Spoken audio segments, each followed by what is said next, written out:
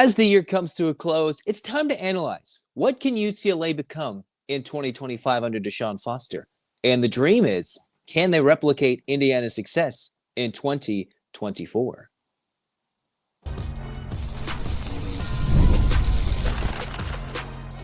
You are Locked On UCLA, your daily podcast on the UCLA Bruins. Part of the Locked On Podcast Network, your team every day.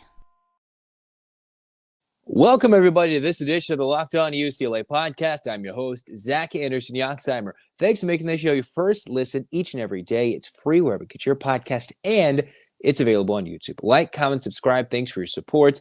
And hey, if you're enjoying your New Year's Eve celebrations, your New Year's celebrations, either Happy Early New Year or Happy New Year whenever you listen or watch to this podcast. So where we get started, just like we hope the Bruins get started in 2025, is the question at hand. How successful can the Bruins be, and how closely can they replicate what Indiana did this last season, which was a team, a program that's had pretty much no history of any sustained football success, a basketball school, and then all of a sudden, new head coach, new vibes, a very quotable man, came into UCLA and beat them down earlier this year, which had us, including myself, wondering how bad are the Bruins this year. No, Indiana made it to the playoff and had the closest game in the first round of the CFP.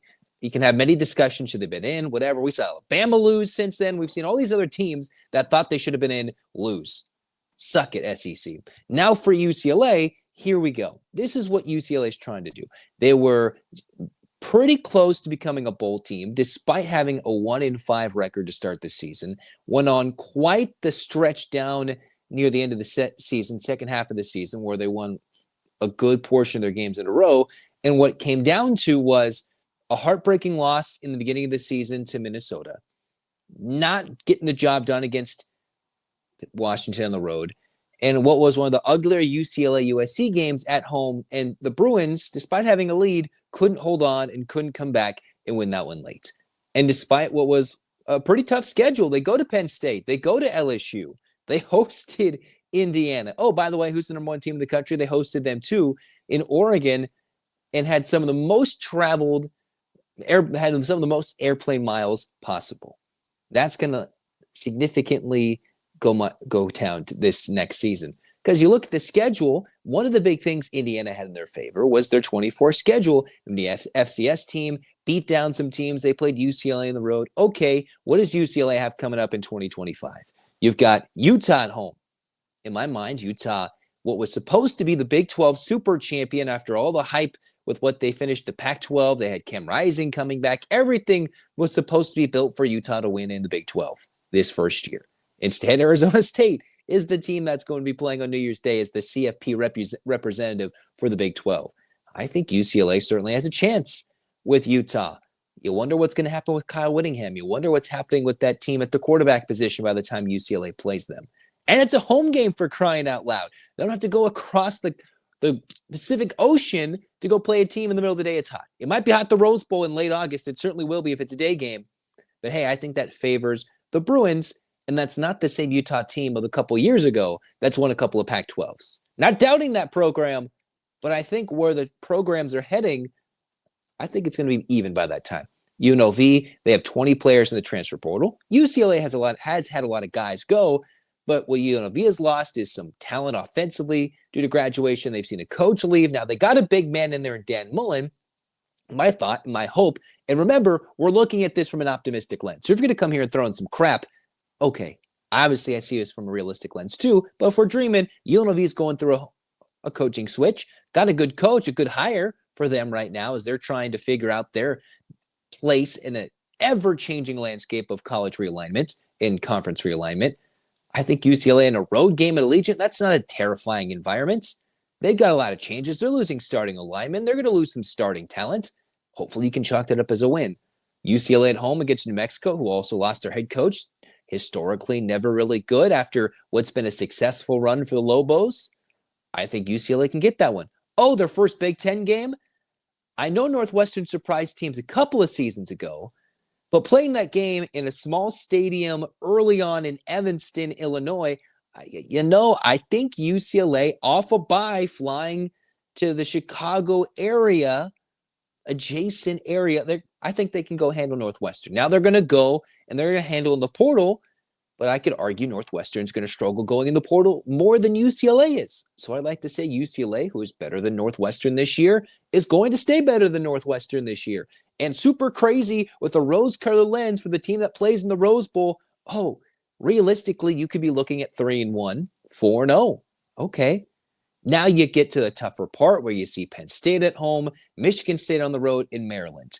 I can see that Maryland game being a win. I can look at Michigan State. It'll be a battle of two second-year head coaches with Jonathan Smith at East Lansing and DeShaun Foster at home. And it's going to come down to what quarterback is going to play better, potentially, right? You got a young Aiden Childs. You've got Joey Aguilar, who slots at this very moment as the starting quarterback in 2025. Don't tell me otherwise.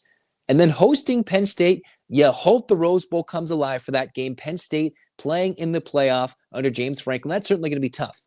But if for some reason UCLA has upsended-minded spirits and they can come to play in the Rose Bowl on that October 4th, 2025 day, then hey, all of a sudden, a rematch with Indiana looms. Now it's the back half of the schedule that could trip up the Bruins in 2025 as opposed to what happened in 2024. It's the reverse. It's running out on top for UCLA that could get them close to bowl eligibility, where last year they had to pick up the wins to finish the season to get close to bowl eligibility, even though they fell a little bit short. They get to go from Penn State to Michigan State on the road. They go and host Maryland, go to Bloomington, and maybe the thought is, hey, they got Curtis Rourke. They had one quarterback. They did get Fernando Mendoza, but UCLA still a co-offensive coordinator and a quarterback's coach. Maybe that can cause some semblance of chaos for CURT CIGNETTI. I doubt it, but maybe enough for UCLA to go to Bloomington and pull off a win. And maybe there's enough players from this team that say, hey, that team came in here and beat our butt. And they won't be disrespected. It's not an Indiana team that's a slouch anymore, a program under CURT CIGNETTI that will be a slouch. So they'll have UCLA's attention in late October. Then they come back. They have a bye to prepare for Nebraska. And that might be one of the sneakier, tougher home games for UCLA, depending on how good Nebraska grows under their quarterback, under Matt Rule. That's a team that is destined for a lot more greatness, I think, in 2025. But if not, if they have some Nebraska curse where they're 6-6, losing one-score games, maybe the Bruins can beat them in the Rose Bowl again like they did a previous decade ago with Jim Moore at the helm. You follow that up with a game at Ohio State, hosting Washington at USC, and that will be telling how UCLA could be successful. Realistically, with an optimistic lens, I could see this schedule leaning itself to 8-4. It is probably easier than some might think, but there is a very tough Final Four stretch: Nebraska, Ohio State, Washington, USC, with two of the tougher games on the road, in addition to hosting Penn State. Now, I'm not sure anything's going to beat playing anywhere from Indiana, Oregon, Penn State, LSU, not in that order. Got some road games mixed in there. A sneaky good Minnesota team. That's not a stretch I think UCLA has to go through on the schedule in 2025 from a way, way too early look at it.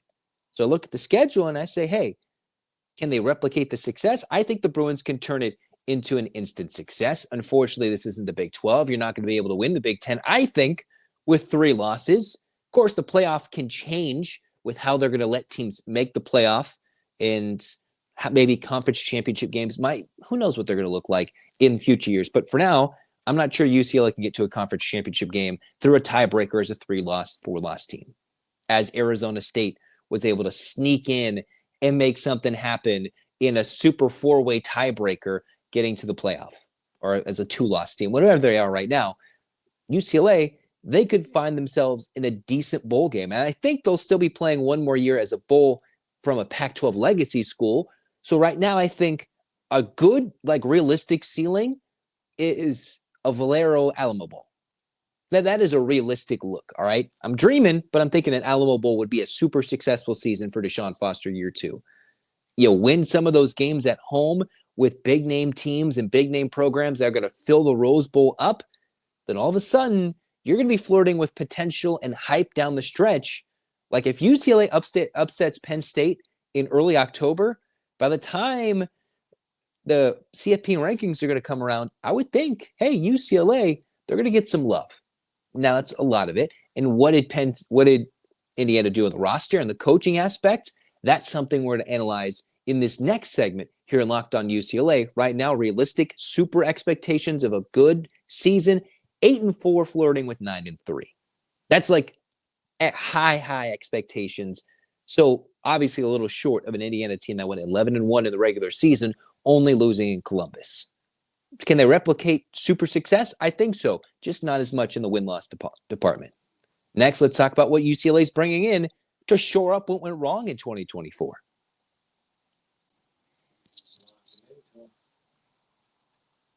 I love going to live events, whether it's sports, music, theater, comedy. One of my favorite moments and memories this year was attending a live event, right? With GameTime, they've made it even easier to get tickets to your favorite live events because the energy and the excitement is unforgettable. Some of the best things I've been to this year, whether it's baseball postseason games, visiting New York and seeing quite a few venues, I've done it through GameTime. And I was looking for tickets to, a game out in New York. I was trying to go to Madison Square Garden. And with GameTime picks, the zone deals, I got a good deal with two decent teams going at it in the NBA Cup. And with the all-in pricing, it shows you the total cost up front. I was trying to compare with all these other places, and it got me the best deal with GameTime. And you know what? Check it out. No surprise fees at checkout with that fees toggled in on the all-in pricing. Take the guesswork out of buying tickets with GameTime. Download the GameTime app, create an account, use the code LOCKEDONCollege for $20 off your first purchase. Terms apply. Again, create an account, use the code LOCKEDONCOLLEGE, Locked On College for $20 off. Download GameTime today. What time is it? It's game time.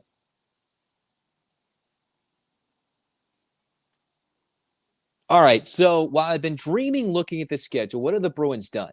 Trying to get around what they weren't good at last year. On the offensive side of the ball, they couldn't run it. They didn't do a lot of things good offensively last year in this last season under Eric Bieniemy. Let's take a look at those numbers. 18 points per game. Okay, that's a big downfall from Chip Kelly, who everybody's been trying to run out of town for a long time. And most importantly, it took me a while to finally hop on that train. Eventually, I wanted him gone, and now there he is leading Ohio State. Yada, yada, yada. Forget him. But the offense did significantly go down. Now, if we're trying to compare this team to Indiana, what Indiana did was try to replicate what they've done at James Madison. So all CURT CIGNETTI did was bring some guys, bring in a quarterback from the MAC like Curtis Rourke, turn him into a top 5, 10-ish Heisman candidate. Maybe not as worthy of the Cam Wards, of the Aston Gentis, of the Travis Hunters of the world. But when your name is around there for the majority of the season, then hey, you're doing something right. So they went and got the quarterback. They had some young, talented offensive minds.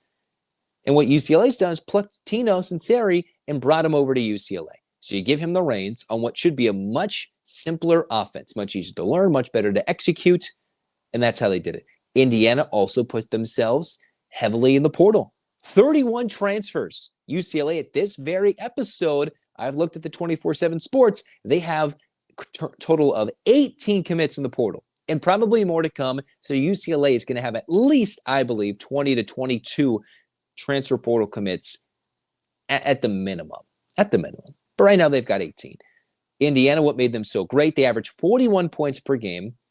They were an extremely physical football team, 165 yards rushing. They threw for over 260 yards. This team averaged the Indiana 2024 team close to 430 yards a game, 72 touchdowns scored, 24 allowed. Now, we know UCLA's problem wasn't the defensive side of the ball. They could have done a little bit better on the D-line. They're losing a lot of talent and veteran leadership in the linebacker spot, and they've done quite a remarkable job in the portal to get as many DBs as possible. If there's another DB commit, I'd kind of be a little confused if they get another DB commit in the portal because they've already got some talented freshmen coming in and last-minute flips on early signing day. Coach Meats bringing his son. They've got depth. They are filled at the DB position. So whatever was lost this year should be filled and then some this year in 2025. Chisholm coming over from Oregon State in the linebacker room.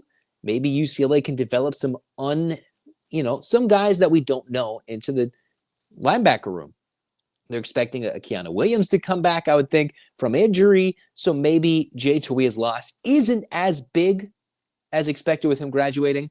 And then hopefully some of these guys develop on the D-line. You bring in a couple of transfers, and maybe there's still a 2025 commit out there who's super highly talented, keeping UCLA in the loop. And there's another O-lineman or two for UCLA to go get. Because the thing the Bruins didn't have was the physicality and the execution. Now, they brought in 3 O-linemen via the portal. Now I hope some of the guys in the program have developed to the point that they can start or are even better from last year's version to this upcoming year's version. Because what UCLA needs to do is execute so much better in the red zone. Indiana scored on close to 80% of the red zone drives to touchdowns. UCLA, 14 of 37. They didn't even convert 40% of their red zone drives into touchdowns. No, they did not. And that was a team that was this close to being a bowl eligible team and having a winning record in Big Ten play, right? Just a couple of flip-flops here, and maybe you steal a game there and you steal another game there. They're 5-4, they're 7-5, and there's a completely different energy that's already, I think, on a climbing up. It's going with the good vibes. But UCLA, they have to get much better in the red zone. Now they're losing some receiver players. It's not going to be Garbers throwing the ball. It's not going to even be Justin Martin throwing the ball, nor will it be TJ Harden running the rock, nor will Maliki Matavao be getting the passes at tight ends. The receiver room, I think, is okay. They've got a couple of commits, one from Arkansas, one from Cal, a new receiver coach, a new O-line coach, a new quarterbacks coach, an offensive coordinator. They brought in Joey Aguilar. And the thing that's going to be funny with you guys, because I know you already talked about this, you look at his numbers from App State in 23, over 3,000 yards, set single season program touchdown records, did throw for a lot of picks, even more so in 2024, and less touchdown passes in 11 games. Yet, I think UCLA, they won't exactly be a physical running team like Indiana could have been, but they will rely more on Joey Aguilar at this moment, the starting quarterback in my mind. The gunslinging variety, just throwing it all around, using these talented young receivers. They have to go get another tight end. They have to get another couple of offensive linemen or develop some with what they have already and turn that into a team that can match it physically with the Michigans, the Ohio States. And now they're not going to play Michigan, but that's the ideal level you want to reach, physically matching their D-line, matching their O-line, physically on the line. So you got the quarterback just like Indiana did. It's not like Indiana went out there and got 4 or 5-star transfers. I'm looking at what Indiana's preseason commit total was via the portal. And of the 3 4-star transfers that they potentially got in the transfer portal, they only got 2. They got Curtis Rourke, and they brought one from James Madison. So technically, they only had to recruit 1. Because Curt CIGNETTI said, hey, I'm going to bring one kid over from James Madison. So it's not like UCLA has to get a bunch of super 5 stars. That's not all it takes. Physicality, momentum, energy, and a lot more discipline than this team showed this last season. Because they clearly didn't get it offensively every single time. Holdings, false starts, just kind of shooting themselves in their own foot to hurt drives or extend some drives that led to touchdowns like that Nebraska game. UCLA has to involve that first pillar of DeShaun Foster's 3 pillars: discipline, respect, enthusiasm. Now, he's not exactly the super loud, rah-rah guy that Curt CIGNETTI is, but obviously this team, even though they've lost so many guys, even though there's the guys who have left, some guys who are a little disgruntled with how the season played out, they played hard. They played to the last play every single time, and they made a run. Even though they were 1-5, they could have easily checked out. Some of them, if they had 4 games, could have redshirted. UCLA had all their guys playing for as long as possible. So it might not seem like Curt CIGNETTI is going to go out and throw out some quote every time he's interviewed on ESPN. But DeShaun Foster's doing something. Maybe he's not going to go entertain people at the Big Ten Media Day, although I think this next year will be super funny to see how he responds to last year's debacle at the Big Ten Media Day with his opening statements. But internally in the locker room, how the players respond, what they've done to change on the coaching staff from year to year should get you fired up. And maybe this team is going to look less like Indiana in 24, and hopefully with a big growth like Arizona State had in the Big 12 from their pretty awful season in 23 to now their CFP berth in 2024. Now, it's unfair to set CFP aspirations for this team next year. But that's kind of like a minimum goal. Like, hey, I want to see if this team make the playoff. They have a chance, get some wins, upset a Penn State at home. Next thing you know, they're off to the races. There's still things that have to work out in their favor. Wins, losses, upsets, a good call going their way. As we can see in college football, sometimes they still rig the games, even though, that's a whole conspiracy theory. What UCLA has to do is get more physical in the O-line, maybe another running back, and hope their new quarterback has the season of his life. The California kid helps lead UCLA to a super season. They got receivers. They need a tight end. And one of these new running backs, whether it's one that's come in, a youngster we haven't heard of yet that is still developing in that room, can break out. Simplified offensive schematics can turn into something super successful. UCLA turned it over way too many times. Indiana last year, only 9 turnovers the whole season. Out of the 13 games, 9 turnovers. 9. They didn't lose that many fumbles. They didn't throw that many picks. Even when Curtis Rourke was out, they still beat Washington at home. Now, if UCLA can get Joey Aguilar to turn it over a lot less, or at least get more of the high-end play than the low-end play, then they could be in for a realistic 8-4 campaign. And I want you to believe in that. I don't want you to go into 2025, New Year's Day, and sit there like, UCLA, DeShaun Foster needs to be fired. If you're sitting here right now with what they're doing in the portal and that's your thought process, I just don't know how to get through to you that we can enjoy a day, enjoy what they're doing in the portal, and be hopeful. At least let them prove us wrong on the field. Now, we'll go in, and if somebody gets hurt, if they're doing something wrong, if another player decommits because he gets some other NIL deal, which is certainly possible, they can go get some other deal elsewhere. Something wacky happens. Coaching changes happen, like Nick Saban retiring in the middle of the offseason last year. All those things could still happen because all these other players from other teams can still enter the name of the portal after they're done with their bowls, after they're done with the CFP berths or the championship game. But let's believe and say, hey, DeShaun Foster is doing something pretty well. They recognized, or maybe with more time, he could get different guys off the coaching staff, bring in new young minds to infuse this roster with more talent and prepare even better and make them a more disciplined front. And hopefully that can fill up the Rose Bowl, bring some good spirits.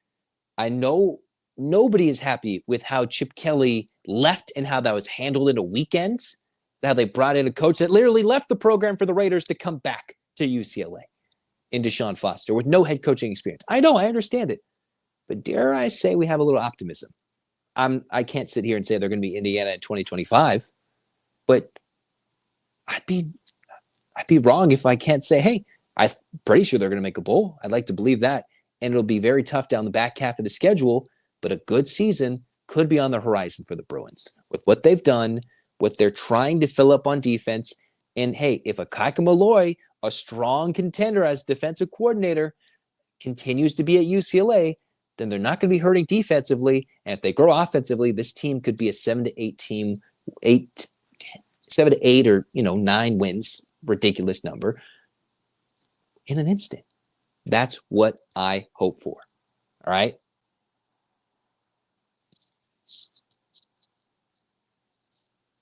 The NFL playoffs are almost here, but it's not too late to get in on the regular season action with FanDuel, America's #1 sportsbook. Right now, new customers can finish the season strong with $250 in bonus bets if your first $5 bet wins. Again, there's so many ways with FanDuel you can pick up a dub, whether it's betting on which players to score touchdowns, how many points each team will score, all of it leads to thrilling, heart-pounding action. Visit FanDuel.com to join today. Again, that's FanDuel.com for your chance at $250 in bonus bets if you win your first $5 bet. Make every moment more with FanDuel, an official sportsbook partner of the NFL. All right. In the meantime, I hope you guys, if you're listening to this New Year's Eve, New Year's Day, whatever you're doing to celebrate the new year, let's have a New Year's resolution and just, hey, can we have a day where we just don't sit here and think UCLA is going to suck every damn time? Let's believe that this team can grow. All right. Yes, maybe there's 11-1s that can opportunities and different millenniums, different multiverse, whatever. let's believe in this team growing from year to year. Because if that's what they're doing, then I'd like what they could do. All right. So let's get a grade 8 clap and have some fun to go along with it. All right. Hands up. And 1, 2, 3, 4, 5, 6, 7, 8. UCLA.